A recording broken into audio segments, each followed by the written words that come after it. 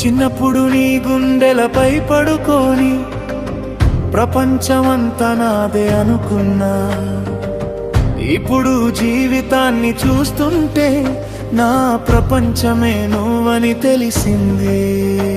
నేను పడిపోతే పట్టుకున్న చెయ్యి కేవలం చెయ్యి కాదని తెలిసింది.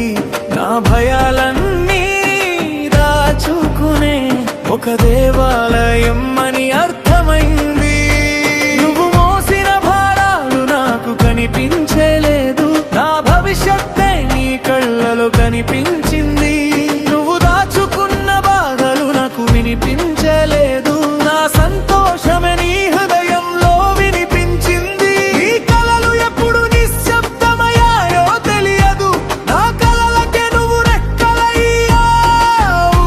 నీ జీవితం ఎంత త్యాగమైందో ఇప్పుడు తెలిసింది. నువ్వు సంతోషంగా ఉంటే చాలు అన్న ప్రేమ గుర్తుంది. ఇప్పుడు అర్థమైంది నాన్నా, నీ మౌనం ఎంత ప్రేమో. నేను అడిగిన ప్రతి సంతోషం వెనుక నుదులుకున్న జీవితం ఎంతో. ఇప్పుడు అర్థమైంది నాన్నా, నీ కళ్ళలో దాగిన అలసట నాకు ఉదయం చూపించడానికి. నువ్వు మోసిన ఎన్నో చీకట్లు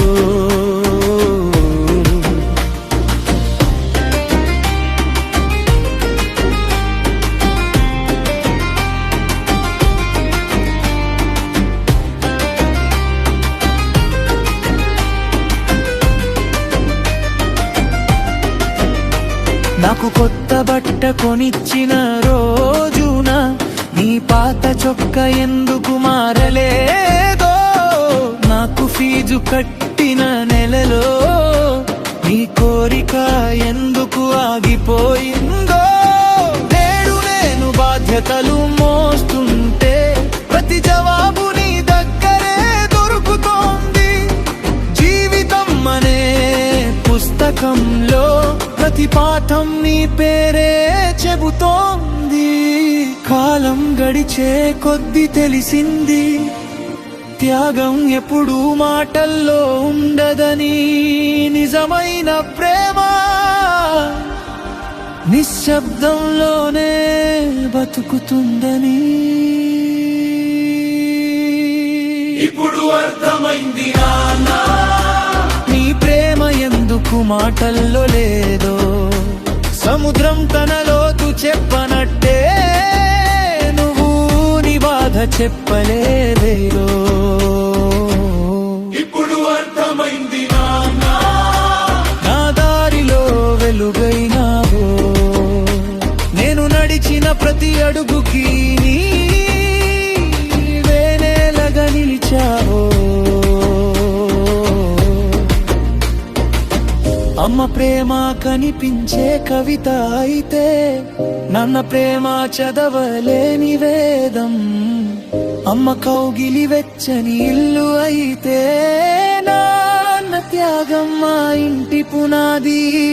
రారి కనిపించదు కానీ ప్రాణమై ఉంటుంది, నాన్న ప్రేమ వినిపించదు కానీ జీవితమై ఉంటుంది. ఒకరోజు కాలం వెనక్కి తిరిగితే నీ అలసిన చేతులు పట్టుకోవాలి. చిన్నప్పుడు నువ్వు నన్ను నడిపించినట్టు ఒక్కసారి నేను నిన్ను నడిపించాలి. నా జీవితంలో నేను గెలిచిన ప్రతి గెలుపుకి నా పేరు మాత్రమే వినిపించింది, కానీ ఆ గెలుపు వెనుక నీ జీవితమే నిశ్శబ్దంగా నిలిచింది. ఇప్పుడు అర్థమైంది నాన్నా, నువ్వు నా తండ్రి మాత్రమే కాదు, నేను నిలబడిన నేలను, నేను ఎగిరిన ఆకాశాన్ని. నా జీవితానికి కనిపించని దేవుడివి.